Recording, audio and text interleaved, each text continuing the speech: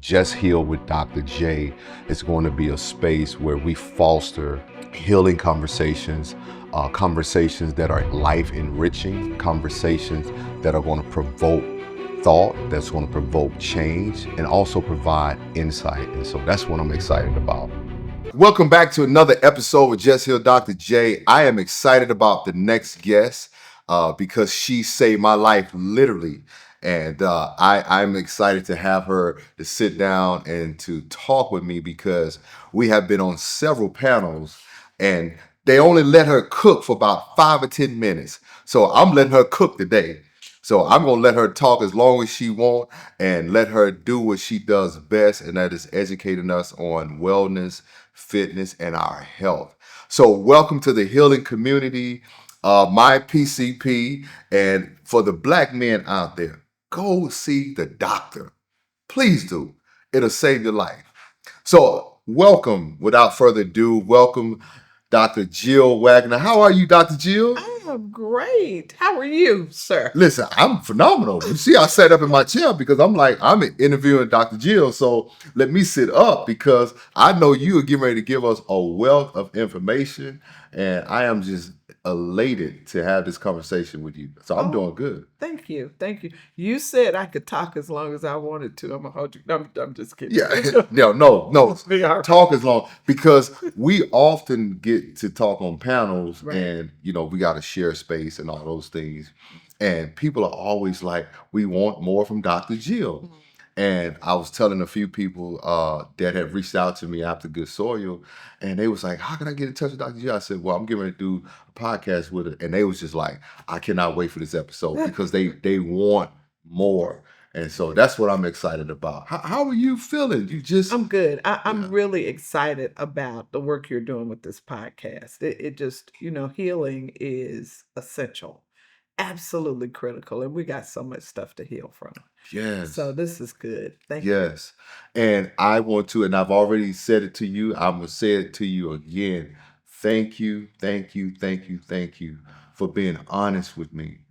And what I love about how you show up in your practice and how you show up as a physician is you show up with truth and you deliver it in a way that calls somebody to the carpet because we need to be called to the carpet. Sometimes. Yeah, and then you give us the next steps to say, hey, you got to make these changes. But you told me as I was telling you what was going on with you, and it was, giving you this is what I recommend. You said to me, if you tell me what to do, I'll do it. Because I follow instructions, I'll be the best patient. That's what's critical. Because I tell people, a lot of people, what's going on, and they choose not to listen, or they choose to pretend they don't understand or get the connection. But what you said is, I am here for you to help me. Tell me what to do, and I got it. And you went to work, and that's what's necessary. Because it's not hard. It's really not hard. That's the thing that is so amazing to me, that when you really start to tell people what it takes to be well, to heal, the process may be difficult because of what you have to go through to get there, but the actual steps are not hard. Wow. It's not. And when you talk about the actual steps, Dr. Jill, do you find that when you start to lay the steps out, that is what really stops people from moving forward? Yeah, because we give people information all the time. That's where we are. They get it everywhere and they have all the information. It's not the information that is at issue.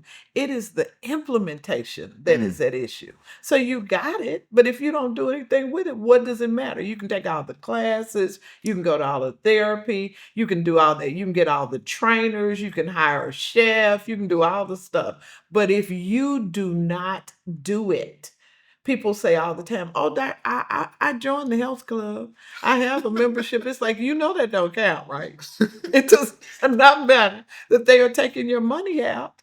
The issue is, are you going? And Yes. when you get there, are you running around? I see people all the time. They just in there wandering around. What are you doing, girl? Get on something. You know, they don't have a plan. They just in there looking around.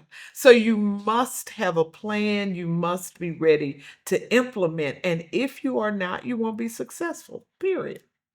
Woo. See, what I tell y'all? I'm telling you, I'm letting her cook today because this is a vineyard of wisdom and information and just, I mean, astounding wealth of just knowledge that you have, Dr. Jill. Now, when you think about where we are today, and I'm going to talk about us as African Americans, Black people. Wow. Uh, Mm. when you look at us when it comes, before I go there, I'm sitting in a restaurant yesterday. I do a private test. Dr. Nicole, who is a vegan chef, and she did this private tasting for me. And I'm trying all these different vegan options. Really, really good. And the restaurant that we were at, Dr. Jill, Asian lady who is the chef and the owner. So she comes in and it's a sushi spot at night from like 5 to 9. Mhm. And she says, whenever you go to eat sushi, you want to make sure that the fish is fresh and to Absolutely. make sure that when the fish is on ice for 24 hours. Mhm. Mhm. Watch this. She said, what happens when the fish is caught? If it's not on ice for 24 hours, it goes into a fight or flight. And when it's in a fight or flight, there are chemicals released Into the. in the fish. Mhm. You know, my mind went already. And I said, are you serious? She says, yes. She said, when you're eating food Mhm. that is highly traumatized, It's the truth. what is it doing to our bodies? See, and we don't think about stuff like that. It's like when you eat chicken and they've all been crowded up together and the Yes. legs are broken because they can't even walk around. What has happened to that animal before you consume it? They have chemicals too. And now it is in all of that flesh that you are consuming. See, we don't think about food, period. We don't think about where it came from. We don't think about what's in it. We don't think about what was sprayed on it. We don't think about who cooked it. We don't think about whether they washed their hands. We don't think about any of that. And it is the most important thing that you do. The most important thing that you do, because you have to fuel yourself. I don't care what you are doing. What you consume is critical. You got a nice car. You can't put everything in that car. You are careful about where you go, who it no, don't go over there and put my gas in. I mean, it's just that simple. We understand that about machines and all other things, and it sounds almost ridiculously simple, but it's the truth. What is that stuff? What is that you are feeding your kids? You don't understand why he's trying to flip off the rooftop and he's eating that yellow something with something hot on top of it and some chemical mixture that is hitting all of the pleasure centers in his brain, and he is addicted from 2 to 50. What in the world? And we just never think about what are you doing when you are putting Coke in your baby's bottle? What are you doing? We just don't even, we don't think about it at all. Dr. Jill, she broke that thing down. And Yes. when she was talking, I started seeing it. Yes. I started seeing it. Yes. And I'm thinking about, she says, my brother has a farm with pigs. Yeah. And she said, all of the pigs are happy. Yeah. And she said, his theory Yeah. and method is that their only day of sadness should be the day that They die. they die. Yeah.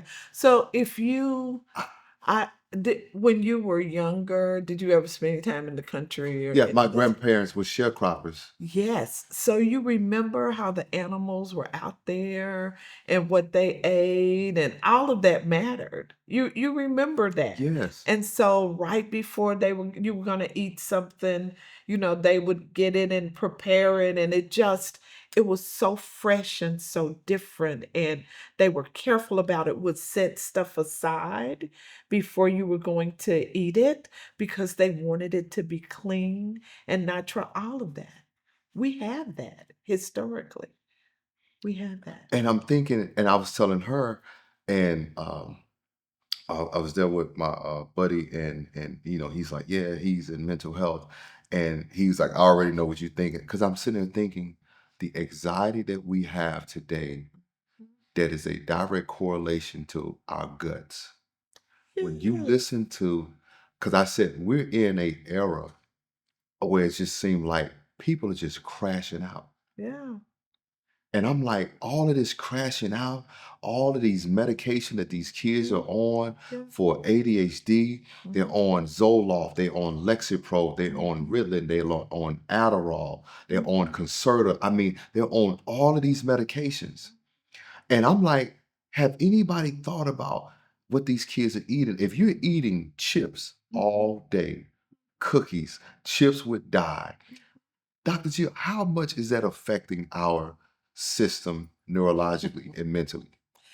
So, in order to make the neurotransmitters, which are the chemicals that determine how you feel. So, you've heard of serotonin, you've heard of melatonin, you've heard of all of that.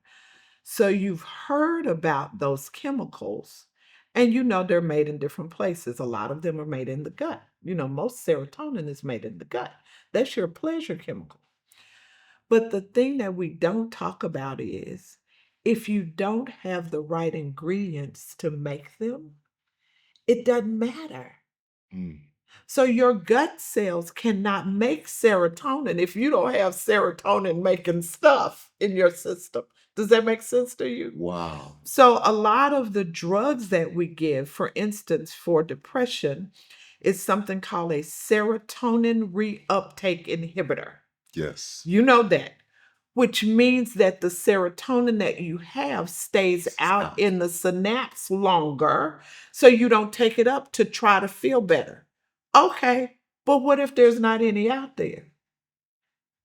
If there's none being made, then it doesn't matter whether you slow the of it or not. And if you don't have the right amino acids in your Yes. system to make it in the first place, you follow me? Yes. That's the step we're not talking about. So now we know, and many adolescent psychiatrists and pediatric psychiatrists have said the first thing you do if the child has attention deficit disorder is check their diet. Wow. That should be number one. So, number one should be get them off all processed foods and give them real food and watch their brains calm down. Mm, Because in the morning, if you wake the baby up and you get them ready for school, you stop by the donut shop and you buy them donut holes and chocolate milk. People do that. They swing through or they get the thing with the little sausage in there. So they buy them that. peas in the blanket. Yeah, in it. So that's what they have. So they get to school and they had donut holes, which is fried dough, and they had chocolate milk, which is an abomination because it's milk with syrup in it. So that's what they had. And so you have elevated their blood sugar and you have elevated their insulin, and they are high as a kite. Woo! By Man. 10 o'clock, that little joker is trying to tell it. Really? So there they are swinging. And the teacher is saying, I don't understand why he won't be quiet. And I don't understand why he's trying to do cartwheels. Because his brain is doing what it is supposed to do when it gets a sugar high. Because it's just like alcohol. Wow. So they are flipping out. And then what do we do in school? They flip out. And then at 10 o'clock, when the brain may be about to calm down, what did they do? Have you to bring a snack. So what is in the snack? Huh? So now you fuel them back up again. They don't get any learning done. None. And because they have been acting up, now they don't get to go outside and run. Because to punish them, they make them stay inside and put their heads on their desk. And then they go to lunch and have a Lunchable with that Capri Sun in there. See all these Capri Sun and stuff. People gonna get me, and y'all protect me. Oh, Don't. oh, listen, I'm letting you cook, but this is the issue. That's what we're doing, and it is. So then you think about, okay, well, it's for convenience, which doesn't really make sense to me, because you are killing your child for convenience. Mm. Is that really what you want to do? Oranges and apples don't take a lot of time either. You just pick them up, you know. A good piece of chicken doesn't take, or whatever you, just give them some real food that your great grandparents would recognize, and stop giving them the chemicals, because it's a business. And the business, because they're scientists, their whole job is to get that thing where it tastes the best. It stimulates everything so Wow. that you get ultimate pleasure, and requires less chewing, because when you chew, that's associated with satiety, which is feeling full. So we don't want you to chew a bunch. So that's why it melts in your mouth. Mm, that's why. So this is why they're never satiated. No. Not satiated because you're not chewing enough, it's melting in your mouth, you got all of these stimulatory things. And the other thing, the reason you get full is because when you take in nutrients, then you are satisfied. Yep. They are nutrient deficient. So you're getting no nutrients. Your body is saying, I want some more of this. I need some nutrient. I mean, all of that's working together. And that's why all of us have all of this metabolic dysfunction, which is really affecting our mental health. It's a whole issue. It is. And because so many reasons, there's so many reasons. So many reasons. But that's why we have to tell people ourselves, you are responsible for knowing. If you are trying to raise a young man and you are trying to get him to calm down so he can hear, if you're trying to raise him so that he's an optimal athlete, if you're trying to raise him so he's a scientist, he's got to be able to hear and comprehend and get the information. You got to calm his brain down, and it doesn't need to be done with drugs. If he requires medicine, okay, but does he really?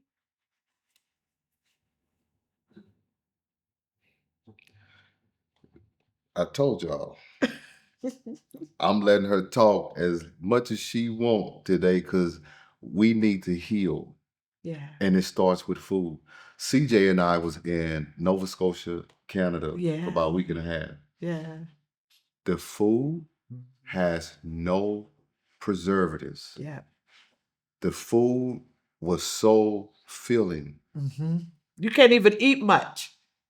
You stop eating But yeah, we because could, you're like, oh, okay, this is, but I'm full. man, like we were like Uh-huh. we normally when we eat sushi, like Uh-huh. we eat sushi. Yeah, I eat sushi. We split what, one roll, like two And rolls, y'all were done. and we were Yeah, done. yeah, yeah. And then we went to one place and ate, and he felt like he had been drugged. He felt like he wanted to go to sleep. But they was telling him because the nutrients and ingredient was just so satisfying. Mhm. And I was just like, I mean, again, I'm talking to a doctor here. So even Yes, doctor. even I'm going to say this, and again, I have to preface this, even going to the restroom, Uh-huh. your stool floats. Oh, yeah, it's different. You know what else is different? And we don't talk about it.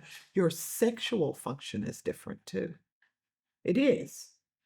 And so my husband told me years ago, he said, baby, if you would tell fellas that if they ate better, they would perform better. He said, why y'all ain't telling people that? Yeah, Yeah, necessary. and I'm so glad you said that, Uh-huh. Dr. Jill, because I'm having to tell. I just did an interview. We just did an interview with Dr. Joffrey out of New Vance Medical, which is they're doing this huge push for men, and he was talking about the uprise with young males in their Yes. 20s with erectile dysfunction. Yes, and testosterone being low. So, well, let's just talk about it for a second.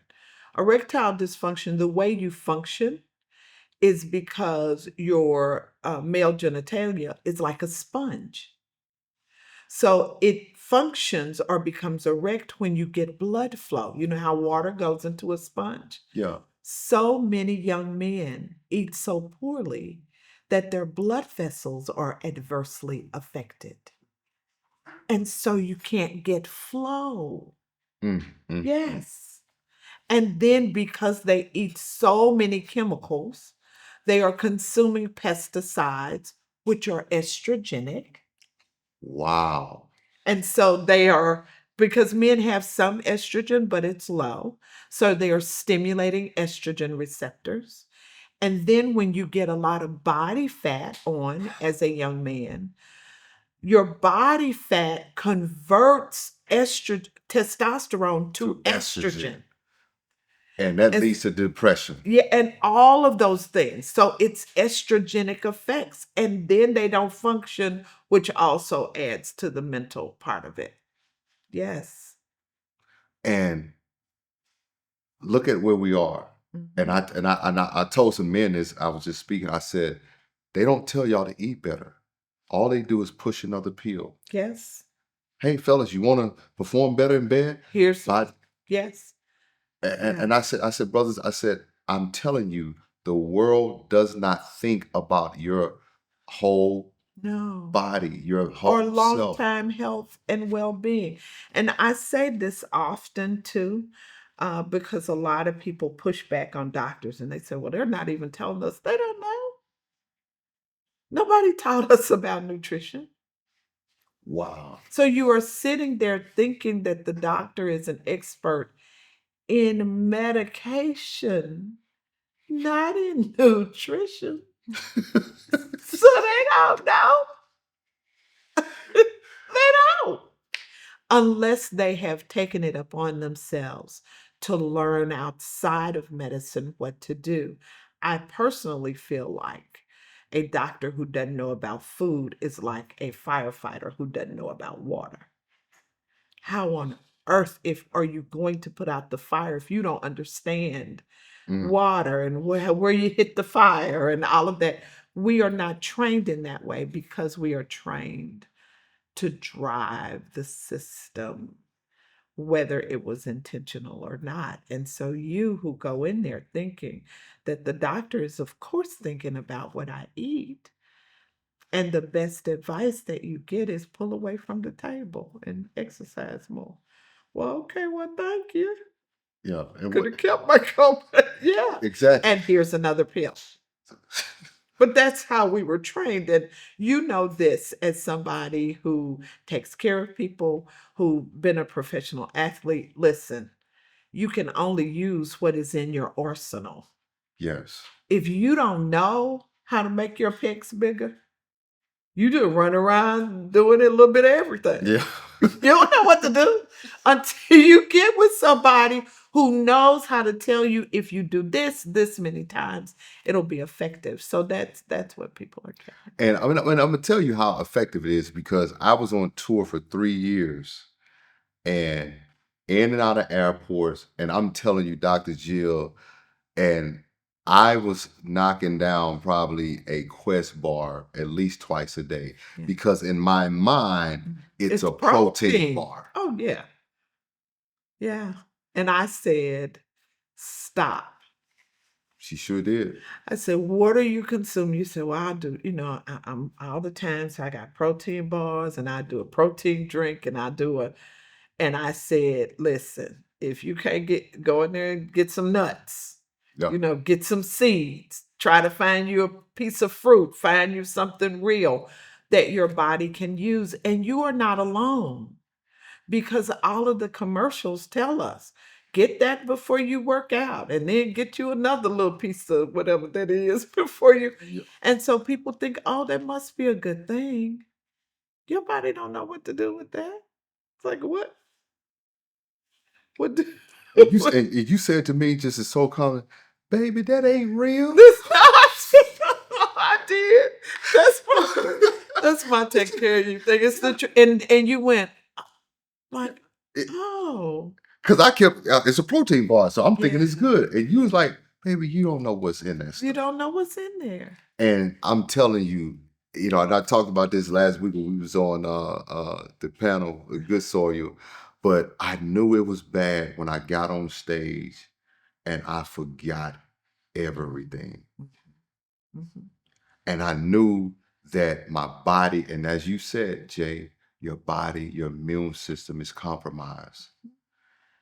And nobody knows it because I hadn't talked about it, but I had a double ear infection that was so I know. bad. You were so sick. You were so sick. You came in and you not only were sick, you were scared because you were hurting so bad. CJ, I don't think I told CJ about this, but man, the pain, we had to call Dr. Jill again because the pain would let up. Yeah. And what was that? You had gave me the highest form of whatever that. Well, I gave you a little bit of everything. Yeah. We got that was the thing. Is like I had like my body was just in the ear infection. I have never in my life. My mother was over at my house and all she was doing, she was crying and praying because I was sitting there in so much pain and tears. All I could do was cry. Yeah. It an earache is if you've never had one as an adult, you don't know what that is. That's why babies scream. It is horrible. It's like somebody putting a toothpick through it is horrific pain. And you think, what in the world? But a real earache is like that. And when you came into my office, you were so sick. You were hurting so bad. You were hurting so bad. You like, oh, what? Can y'all do something? Yeah, you really were. And I didn't realize that I had been going, Yes. going, Yes. and going, and going. Yeah. And And eating protein bars, don't forget. and eating protein bar. And I had been doing this for 3 years. Yeah. Yeah. Yeah. And had been doing this for 3 years. And I didn't realize until I stopped how the body reacted for me stopping because as long as I was going, I was fine. Yeah. And then not realizing, I'm going to get even more transparent with y'all because I want y'all brothers to truly hear this. I knew something was off because my body was just doing some funky stuff. Like I'm talking about just, I would be in the gym for weeks at a time and nothing was happening. I'm just like, man, I'm working. And this and I'm like, nothing's happening. And not realizing the stress of the tour, pouring into people and not having outlets and being poured back into, Yeah. but then not having a space where I can just breathe and taking all that trauma from these guys sharing their story. Then I'm going to sleep at 11:30, eating, back up at 4 to catch a flight. My body was just in, we talked about that, just a fight or flight mode. It was. So your cortisol levels were elevated. And because your cortisol was elevated, so was your insulin.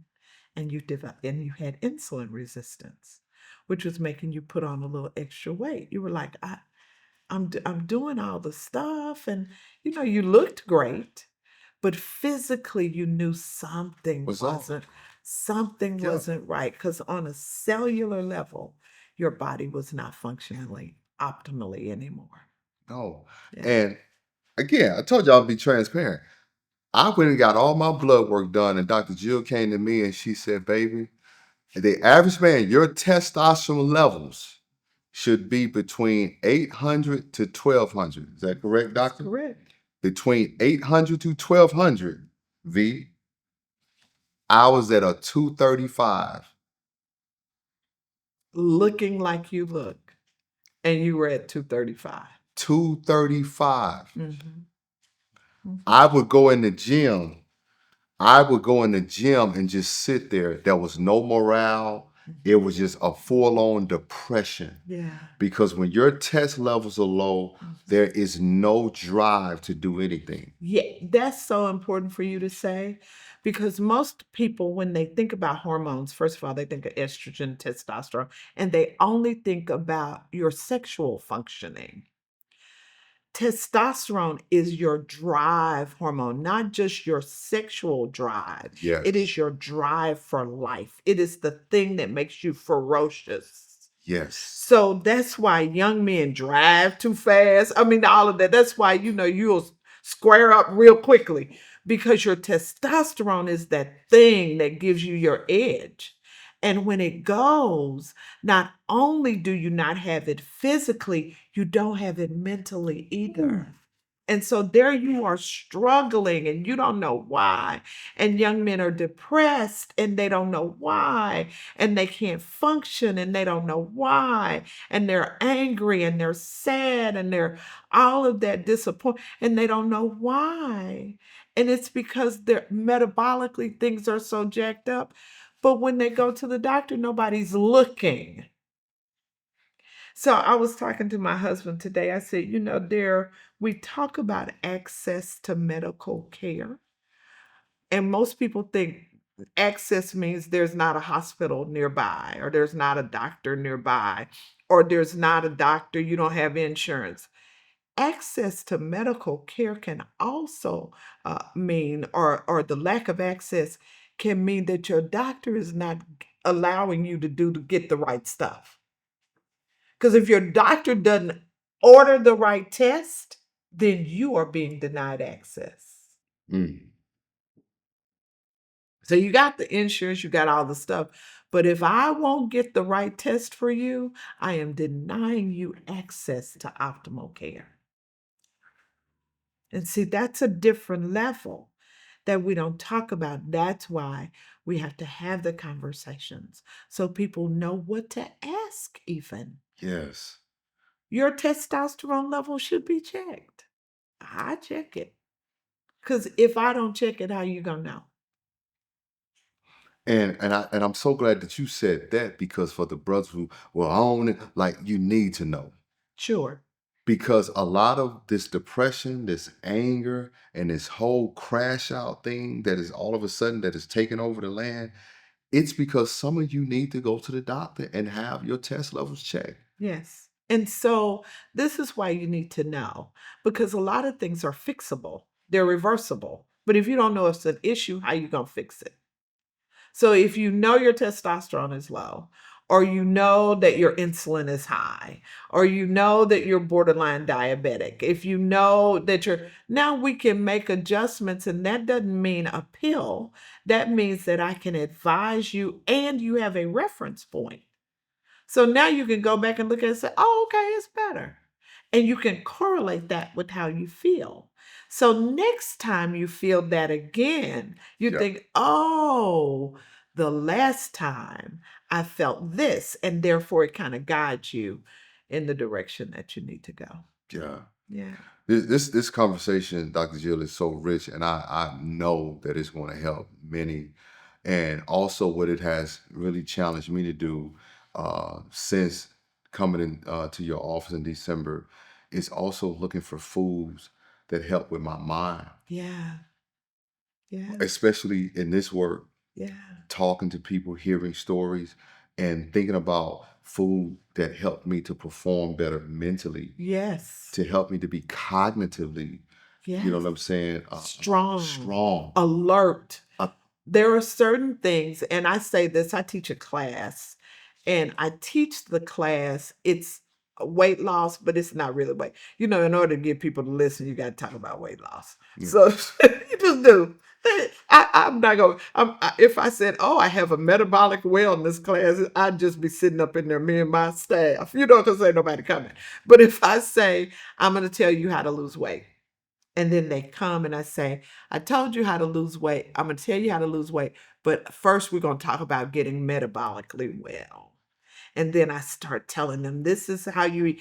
The way that you eat your food, the order, we talked about that. Yep. The order that you eat your food matters. How long you fast matters. So there's so much information out there that people hear, oh, I hear that fasting is a good thing. Oh, no, I hear that fasting is a bad thing. They don't know what to do. When you have a relationship with a physician that you trust and who is well informed, not only can I tell you, but I can tell you the science. Yes. I can tell you why. I can tell you why that matters. I can tell you why you need to make sure that you eat, you have something acidic. So you may eat a vinaigrette dressing on top of your stuff first, and you start with your vegetables, and then you do your protein, and you do all of that. And then by the time you finish all of that, if you want to have some sugar, you have it at the very end. You process it differently. Wow. So I can tell you those things so that you are able to really go through what it is you need to know. So not only do you consume the best food, but you get the optimum benefit from it when you consume it. Critical. Y'all better run this episode numbers up, because we are sick as a people. We are. And I know that it is connected to our mental health. Oh, no doubt about it. I just did a class a couple of weeks ago at Harvard, Metabolic Wellness. And there was a section about metabolic well-being and mental health. Wow. Now we are studying the connection. Yes. People who have diabetes have more depression. People who have heart disease have more depression and anxiety. People who have schizophrenia have more obesity. I mean, the numbers go on and on and on. The question is, and the arrows go in both directions. So one feeds the other. Yes. So if you understand that while I'm anxious or I'm depressed, I may not be able to completely fix it. But if I know that the way I eat changes it, yes, then I can eat in that way. And then when you add exercise, because I'm sure you have to exercise for your mental well-being, not just for what you look like. Because if you don't exercise, you don't feel mentally good. Yeah. So when you put all the pieces together, and then you add your counseling and your therapy, and you do all of the things that you need to do, you can get yourself back to wellness. Yeah. Man, this is so good. Now, Dr. Jill, we talk about healing, and you recently went through a journey yourself personally, past couple of years. And, I know you shared a little bit about it with me. What was that like for you personally to go through your own journey and to navigate through that? So, several things have happened to my children. Always say to me, Mommy, you need counseling. I've done counseling probably 5 times over the course of my years because I was sitting back there thinking about it. I think that I'm at a stage in my life where I have made the decision that I want to be well. And so I want to be physically well, mentally well, all of those things for a number of reasons. One is I'm at a point in my life that I want to live life fully. The other thing is this: I feel an urgency to be able to tell people how to be well. Yes. And because I was so overweight, I was physically overweight and also mentally overweight, I think that people couldn't hear me because they could see me. Wow. And so in order to be able to offer information in a way that people could hear me, I had to first fix me. And so I've been working for the last 2.5 years, really trying to learn the information so that I could fix me, so that I could lead other people. They say never leave folks somewhere you ain't been yourself. Right. I could lead people to what healing looks like. So I'm feeling good about that. I'm feeling good. Look amazing. Thank you. I feel kind of cute too. Yeah. Hey, Mark, I ain't say nothing. Listen. David Banner was flirting with her on stage. Bring that up. See, you ain't Listen. David Banner was flirting with her. baby. No, no, you weren't. Mark, I got you, brother. I got you, good brother. I got you, good brother. It was fun. But just trying to be well, be whole, be physically well, be strong. What I decided was it's like I will not be 70 and sick because there's a thing that happens. For African American men, there was you can look this up. The time when African American men start to get sick is in their late 40s, early 50s. They start dropping dead in their 50s. Just think about how many that you know have dropped Wow. dead.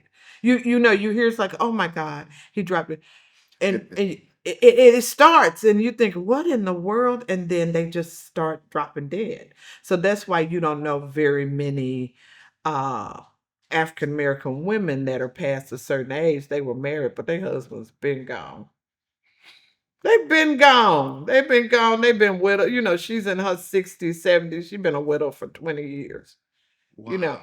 so I made the decision that I was going to make sure. And for women, by the time we go through menopause, and then by the time we hit that 70-ish, that's when, you know, you start needing your stuff replaced, your knees, your hips. You can't go up and down the stairs. You can't tie your shoes. You can't, all of that. And so I was like, I'm not, that's not going to be me.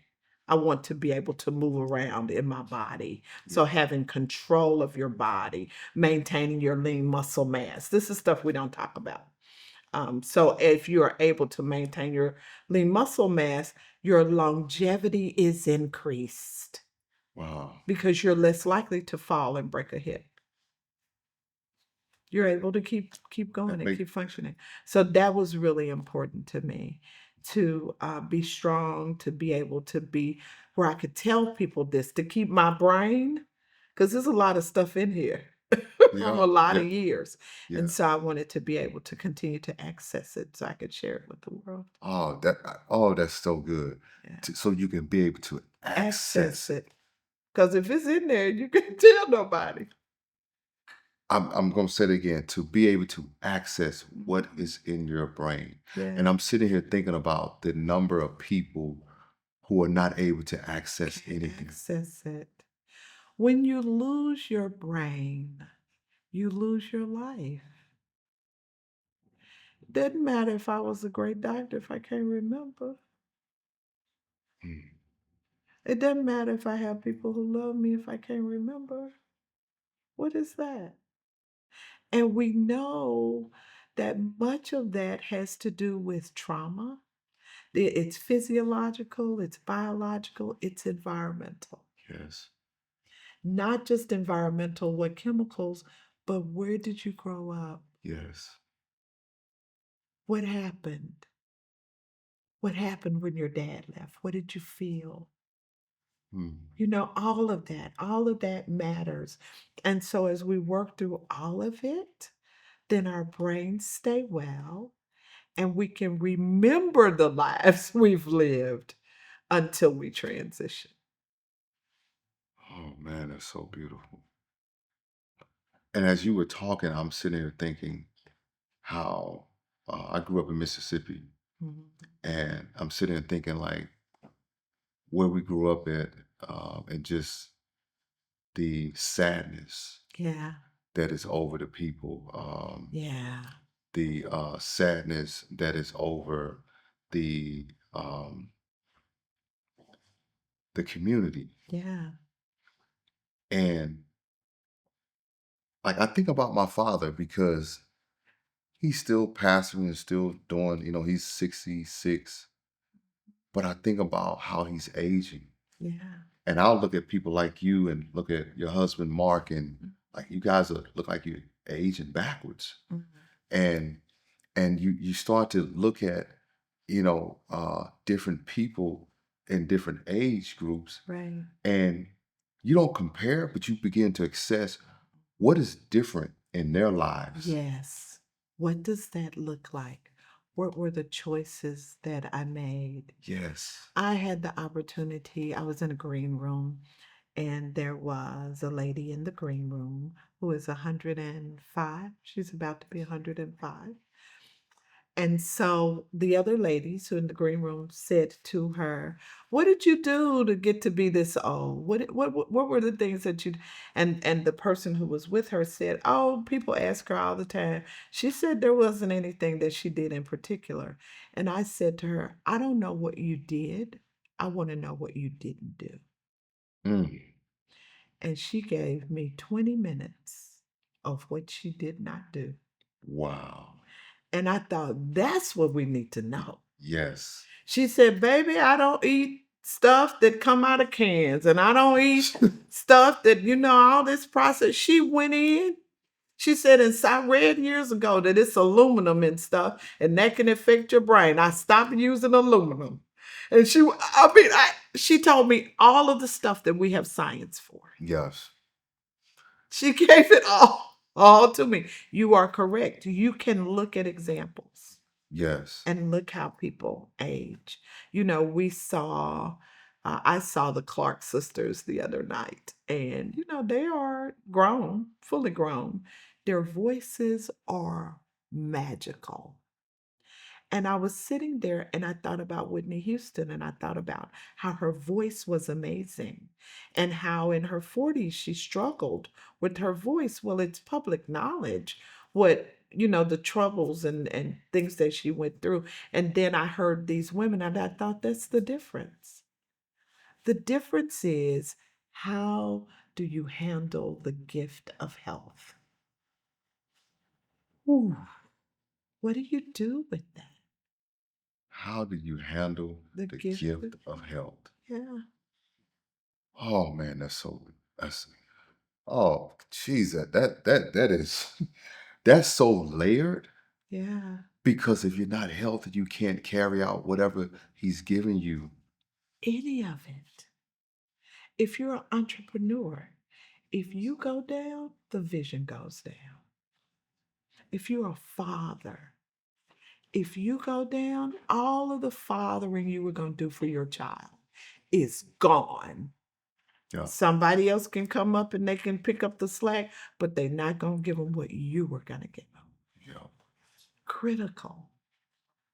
So critical. We just don't think about it. Man, Dr. Jill, you have just given such a wealth of information. Um, and as you were talking, I began to think about my grandmother, and I credit her for much of what I've become today because she spoke it in me. She used to call me Dr. J as a kid. I used to walk in her house, Dr. J. And I said, my grandmother, when she passed, me and her was close. She used to write me letters every month in college. And she used to put $100 bill in there from her Social Security check. That's big. And she was vegetarian. Yeah. And I used to be like, Grandma, you gonna eat some meat? Boy, I ain't ate meat since 75. Yes. When she died, Mm. she did not have gray hair or any wrinkles. Skin looked like yours. She was 80. Yeah. She only passed because she had a broken heart because my grandfather died first. Yeah. And she died a year later. Yeah. She walked every day. Yeah. She did yoga. Yeah. And I began, as you were talking, and she was so health conscious. Yeah. And she would be like, baby, she would cook it, but she would never eat it. Yeah. Like Yeah. she would cook these big meals for everybody, and Yeah. they'd be like, Grandma, you gonna eat? Oh no, baby, I don't do no meat. Yes. She'd get her little rice and beans and veggies. And I thought about it, I said, man, Grandma, I was telling my sister, I keep pictures of her. And I said, man, Grandma didn't have no wrinkles. The elasticity in her skin was Yes. still there. Yeah. And as you were talking, I'm just thinking about how she stewarded the gift of health. Of health. Yeah. Because, all of us are going to eventually leave this life. I mean, it's inevitable. But don't you want to live up until the very last minute and then go to bed and die? I want, when I die, people to say, "What? She gone? I saw her last week. She was looking so good." What? No. I do not want to be ill for 10, 15 years. Because many people who are Christians will say, oh, well, I'm gonna die. You know, the Lord said the day you got it, you know that they Yeah, but okay, so what if I don't take care of my stuff and I'm here for 20 more years because it wasn't my time to die? exactly. So is that what I want? I mean, we have to think about that. You want to be well. You want to be well up until the moment you transition. No. And I'm sitting there thinking about how the lady was talking about the pigs and Mhm, how happy they are in this mhm, environment, and mhm. they make sure they're able to run and be free up until their day, Yeah, to leave, and just how powerful that is if we can begin to steward our health in that way. in that way, Yeah, to seek more joy yeah, and to seek more happiness and to yes, free ourselves by creating an environment of wellness yes. through the ways that we eat, the ways that we connect. Because I really believe, Dr. Jill, that this food, it is determining how we even interact with each other. I've never seen such Absolutely. angry people. Such aggression. You know, when you come to my office, there's always music. The colors are, we have calming colors. I try to make sure it smells good. We try to hug you and say hello when you come in. Environment is everything. What you consume is everything, not just what you eat, but what you consume. What is it that you are taking in? Mm, When you take in goodness, you have goodness to give. And that's just the truth. man. So, in closing, Dr. Jill, I ask every guest this question: what is healing for you? Healing for me, having grown up in the 60s, is understanding that a little black girl like me can really be whatever she wanted to be. Wow. I am healed because I am. I am healed because I stand and I impact people's lives. That's healing for me. Wow. And I'm sitting here like you said, grew up in the '60s. I'm just like, Yeah. wow, and Oh, just yeah, I'm grown. Yeah. I'm fully grown. I'm fully grown.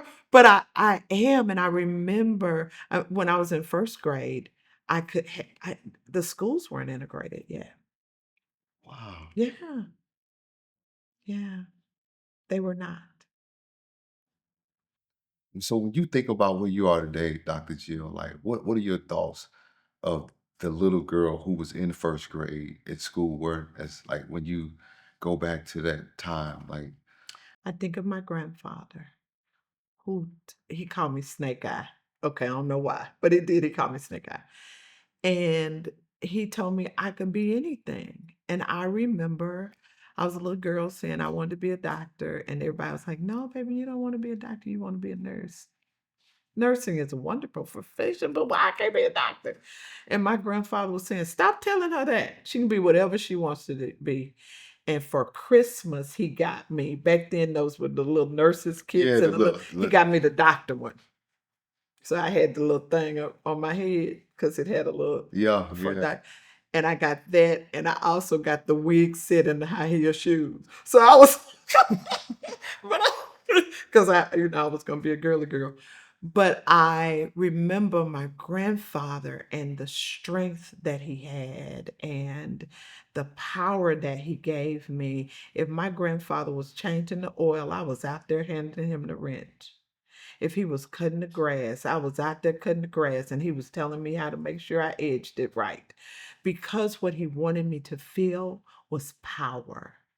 He wanted me to know that I had power to be whatever I wanted to be, even though I was black and a girl. So I Wow. always think of daddy, and I always think how proud he would be. Oh my God, he would be so proud of me. Yes. And I'm proud of you, Dr. Jill, because you have made an impact on my life. When I tell you I don't fool with processed foods, when we on the road, if I can't get to no real food, You I just grab a wait. bag of cashews. Yes. And Like, you're not gonna starve to death. no. So it'll be all right. You get the best health you can find. Yeah, That's the other thing. We think we got to eat. I got to eat something. No, you don't. yeah, Oh, yeah. yeah. Yeah. And it's just really giving me a different outlook on aging. Yeah. And I received one of the. I was at the farmers market yesterday buying a watermelon, Uh-huh. and there was a husband and wife out there, and I just come from the gym, and I always work out in like sweats and like sweatshirts. Like I like hoodies. I like to sweat. And the brother looked at me and I was buying something because I was supporting everybody's business. And he says, man, man, hey, aren't you hot? I said, no, man. I said, I feel good. I said, I always, when I played ball, like I wore long sleeves under my pads. I said, man, you gotta sweat, man. Get them toxins out you. And he was like, man, how old are you? I said, I'm 43. He like, now, he looked like he's about probably mid- early to mid 30s. His mouth was on the floor. Wow. Cause I can tell he didn't look healthy, Yeah. and he was just like, man, so what's the secret? Wow. Food, this right here. Stop eating that you ate on your way in here. And go to the gym, get you a hoodie too. That's what you want. Exactly. That's what I told him. Yeah. And man, and so it was crazy because he was there with his wife, and man, and she was just like, wow, and I was like, let me get up out of here because I was starting to I argue. know. Because why can't you look? I'm like, Yeah, ma'am, don't wow anymore. Stop wowing now. but I think we have to begin to change how we think about ourselves, and particularly for men, because right now, the life expectancy of a black man is 61.5. No. 61.5. And in this city, there's two communities, 61.5 and less than 10 miles up the road, it's 90. Look it up.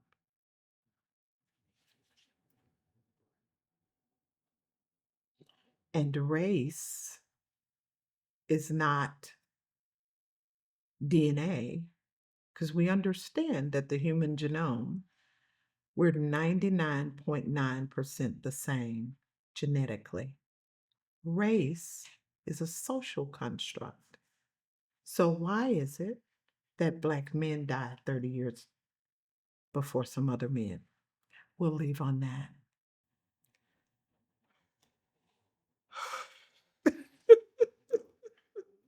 Listen, uh, I'm gonna have CJ put some different links on this podcast where you can connect with Dr. Jill, follow her on Instagram, and even connect with her. Listen, brothers and women, I think this is a great opportunity for you to begin connecting back to individuals who care about your overall wellness holistically. And that's what I love about Dr. Jill. She is not just a physician who is going to prescribe to medicate, she's going to prescribe to help you heal and to become better. Dr. Jill, thank you again. I'm so glad that we got to have this sit down, and I'm so glad the world gets to hear from you because you deserve time to be able to do what you did today to provide insight, provide information and knowledge, and to share your story. And so I'm just thank you, just grateful that you came to the healing community today to bless these people. And I know that the women, the brothers are going to be grateful for this because you have just given us a wealth of information. And for those of you, if you have not gone to the doctor this year, my brother, please go to the doctor. Get yourself checked out, man. Because we need brothers here to be not just the staples in our community, but man, to be an example of what it looks like to age well. And listen, until next time, remember, healing is a journey and wholeness is the destination.